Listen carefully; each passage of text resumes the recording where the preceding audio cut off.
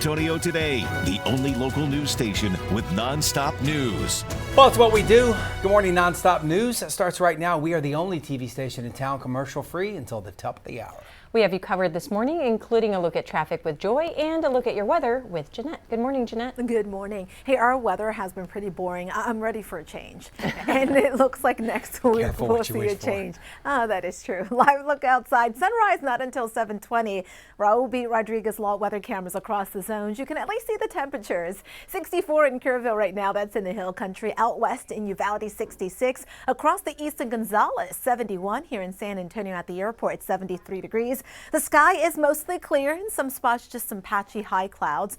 There is rain this morning across the panhandle. That is along a cold front, which, by the way, will stall out across North Texas over the next 24 hours or so. This afternoon, partly to mostly sunny, just a 10% rain chance. Highs generally in the low 90s, about 92, 93 here in San Antonio. Over the weekend, it does get a bit warmer and more humid. And then next week, we could see rain across the area. I'll track the storm system and we'll check out the rain chances zone by zone in your full forecast coming up in under 10 minutes.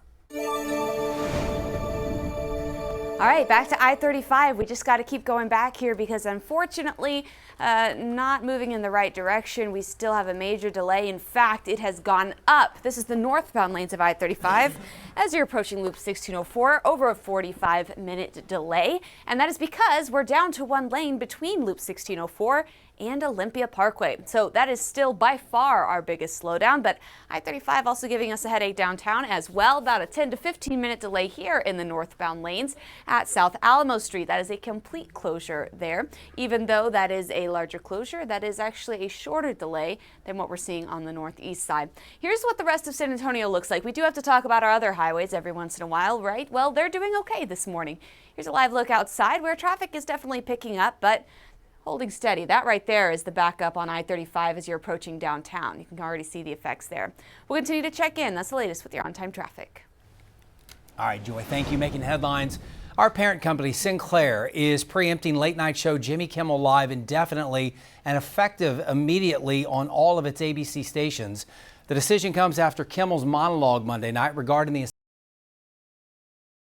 He's been under fire talking about Kimmel, saying that MAGA was trying to say that the alleged killer was anything but a conservative and that they were using the assassination as a way to score political points. ABC, which is owned by Disney, suspended production of that show yesterday.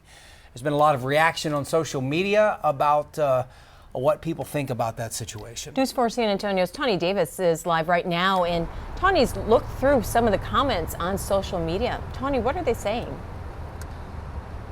Yes, well, good morning. As you can probably expect, it's a lot of a division on social media, whether people are for or against the decision of pulling Jimmy Kimmel Live from the airwaves. But let's dive into what some people had to say. So we have conservative journalist Megyn Kelly, who said on X, "I'm not sure who needs to hear this, but Jimmy Kimmel got on air and falsely stated as a fact that Charlie Kirk's killer was MAGA, smearing an entire movement and Trump in particular with a vile, disgusting lie, and at a time when the threat against those on the right is at an all-time high." Founder and CEO of Barstool Sports, Dave Portnoy, echoed Kelly, also saying on X, "When a person says something that a ton of people find offensive, rude, dumb in real time, and then that person is punished for it, that's not cancel culture. That is consequences for your actions." On the other side, organization Republicans Against Trump said, "Not a big fan of Jimmy Kimmel, but if you think his show should be canceled for this, you're a hack and a total fraud who should never pretend to care about free speech." And California Senator Adam Schiff had similar opinions, saying on X, "Kimmel, Colbert, suits against the New York Times, Wall Street Journal, and 60 Minutes, extorting settlements from CBS, ABC, and others, blocking the AP's access to the White House. This administration is responsible for the most blatant attacks on the free press in American history. What will be left of the First Amendment when he's done?" So these are just a few of the thousands of comments people have on social media about this, and we can probably expect to see more within the next couple days. Reporting live, I'm Tawny Davis. Back to you. All right, Tawny, thank you. An immigration judge has ordered the leader of Columbia University's pro-Palestinian protest to be deported. Louisiana judge ruled Wednesday that Mahmoud Khalil did not include all the pertinent information needed on his green card application. He will likely be deported to Syria or Algeria. ICE arrested him back in March and released him in June. He does have 30 days to appeal. The director of the FBI, Kash Patel, says he will investigate a letter President Trump allegedly sent to Jeffrey Epstein in 2003. We'll be opening that investigation into that. On what basis? On what basis? They literally put out a fake document, according to the president, with a fake signature. It's a forgery of the president of the United States signature. That's the basis. Sure, I'll do it. Okay, I look forward to that investigation. The Wall Street Journal first reported on the letter's existence in July. It shows the outline of a woman's body with the words, "May every day be another wonderful secret," with President Trump's alleged signature. The president continues to deny writing or signing it. Emma Allen at the Live Desk. We are following some developing news. Uvalde CISD releasing an update on a recent ransomware attack that has forced the schools to remain closed in the district this week. This morning, the district says it has not identified any data breach at this time. It's also working closely with the forensic team to thoroughly investigate their servers. But as for the district's next steps, well, classes will resume on Monday, September 22nd.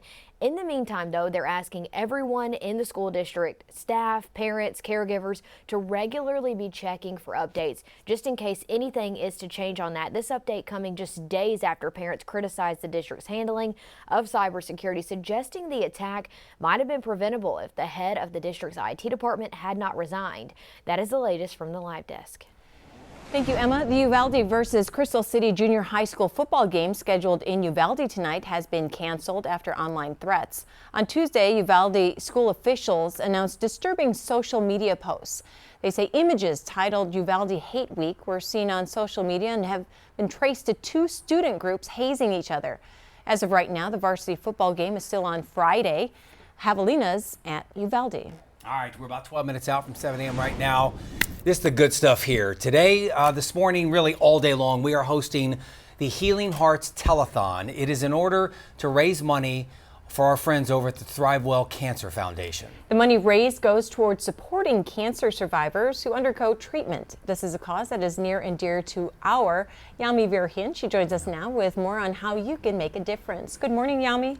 Good morning, guys, and it is very dear to our hearts, and everyone in San Antonio has somebody right now.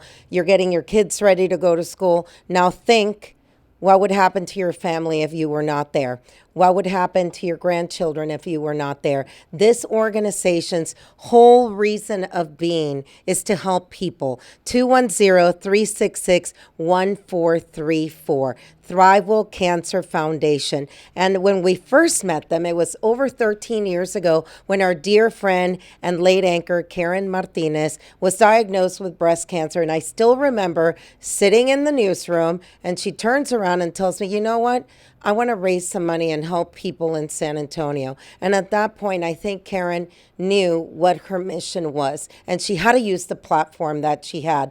This is truly a legacy for her, but also it is love from our station to cancer patients, not only in San Antonio, but in the surrounding area. If you can see me right now, you can call and donate 210-366-1434, because they help people to go to their appointments. They help people with their co-payments. They will help people to do radiation, chemo, things that sometimes the insurance doesn't cover. Sometimes people have to travel, go to Houston for a special type of oncologist. They will help them with their hotel stays. The money stays here in San Antonio. I think most people know that I'm an investigative reporter. Let me tell you, we would not be asking you to donate to this organization if we didn't know where that money was going, and it is staying right here at home. The phone lines need to ring. We have ladies here that are cancer survivors. They want you to call. We want the phones to ring. How many of you are cancer survivors? There you go. All of them. We need the phones to ring. We need a little extra help. And let me ask you real quick, I'm going to step up here. Why are you here today? I'm here because ThriveWell has given me so much that I've benefited from them, so I'm volunteering my time. Well, thank you for being here. And they want to be working. 210-366-1434. I have to read the number. It's early in the morning. And we're just asking you that cup of coffee you're going to buy this morning, that extra taco you're going to buy this morning. $5, we'll take it. Whatever you can donate. We love the big donations, but we also love when there's a bunch of small donations because people are doing what they can do. And the last thing I want to leave you with, we have the holidays coming up. Thanksgiving, we have Christmas. I remember I had a friend when I was working in Milwaukee that all she prayed for was to have one more holiday with her children. That is what most of these patients want, and it's in your reach to be able to help them out. We're going to be here all day, 210-366-1434. We'll see you next hour. Now your certified most accurate 4-zone weather with meteorologist Jeannette Calle. Look, man, they are in the fight of their life. I'm getting emotional just thinking of. They're in the fight of their life, and the least that we can do is to make that just a smidge easier. So thank you so much to Yami. Thank you so much to those 6 cancer warriors and survivors. The divas. They're called divas. Is that what they is? All right. Divas and dudes. Yeah. Well, please do it. And if you know, it's like, I can't do it right now. Cool. Go to our website. You can do it. Cool. You can do it at noon. Cool. You can do it at 5, 6, 6:30, and 10 tonight. Over on Fox San Antonio at 9. You can do all that. But donate today to ThriveWell. We would really, really appreciate that. And it all adds up. So if you can only give $5, they'll take your $5. Boom. All right, let's talk weather. Let's get right to it because we're going to see some changes next week. And here is what to expect. Some precipitation. The Climate Prediction Center rainfall outlook still has us in that slightly above to well above normal category. Usually this time of year, normal is over ½ an inch of rain. So we could see more than that, and that's from the 23rd through the 27th. This is what's going to bring us the rain. First off, we do have this area of high pressure. It's been in control. It's been sitting to the west. It's going to back off even more, allowing for this storm system to move towards the south central plains, and there it is, moving towards the North Texas Monday night into Tuesday. May sit and spin there, so it looks like it could produce rounds of rain for days in portions of Kansas, Missouri, Arkansas, Oklahoma, including North Texas and Louisiana. Although the center of it may miss us to the north, it'll likely bring some rain this far south. How much rain? Well, we're calling for about ½ of an inch to an inch plus. So as little as a quarter to as much as over an inch. Down towards South Texas, possibly over an inch of rain. Closer to the coast around Houston, could see several inches of rainfall there. This afternoon, it's going to be mostly dry, but there will be some isolated activity, maybe a pop-up shower or thunderstorm. That's between 3 and 6. Tomorrow morning is dry, and then tomorrow afternoon, a mix of sun and clouds. For Friday night football, it looks pretty good. Saturday, certainly dry in the morning, and then Saturday in the afternoon, it does warm up into the mid-90s, possibly up to 95. In the tropics, here is Tropical Storm Gabrielle, forecast to intensify to a Category 1 hurricane, and it's staying away from the U.S. There is a tropical wave off the west coast of Africa, which currently has a low chance of development. We'll watch this, but this may take more of a westerly track. Taking you through this Thursday, scattered clouds this morning, comfortable temperatures, very pleasant, low 70s until 8 to upper 70s by 9. At noon, we're up to 86, and then this afternoon climbing to the low 90s, about 92, 93 with a mix of sun and clouds, and you saw that 10% rain chance. Hill country and the eastern zone, a 10% rain chance. Tomorrow and Saturday, partly to mostly sunny, 94, maybe 95 this weekend. 20% rain chance Sunday. For the first day of fall on Monday, a 30% rain chance, 40% Tuesday. Monday night into early Tuesday, scattered showers and thunderstorms possible, and some of the rain could be heavy. It also cools down next Tuesday and Wednesday. Here's the extended forecast for the other 3 zones. The eastern zone, you can also see an increased rain chance for Monday and Tuesday. Live from just north of downtown, we have an accident that's happened here in the southbound or eastbound lanes of I-10 as you're approaching the WOAI. So as you can see, just one lane blocked off, but that has led to some congestion for anyone going into the downtown area. Again, southbound or eastbound along I-10. That's also as you're approaching from the other direction, this closure in the northbound lanes of I-35 at South Alamo Street. That's causing about a 15-minute delay. Our biggest slowdown still is going to be here on the northeast side, I-35 northbound as you're approaching 1604, down to one lane between 1604 and Olympia Parkway. Almost an hour delay. That's the latest with your on-time traffic.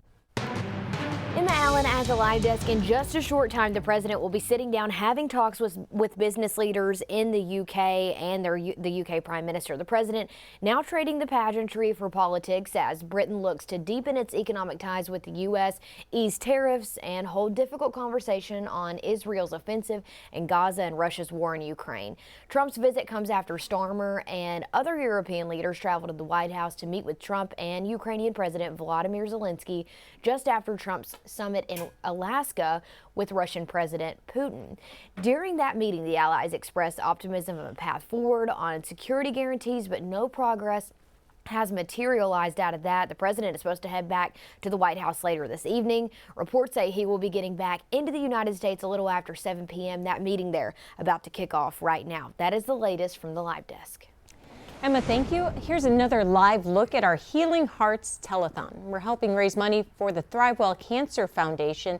Your donations will go towards supporting cancer survivors undergoing treatment. To give, just scan the QR code at the bottom of your screen or call that number, 210-366-1434. Some amazing women there. Call them, talk to them, donate money. Let's get them to work. Yeah, do a lot. They do so much, Yeah, emotionally, everything. So thank you so much for joining us. Say it every morning. Today's a gift. Make it count.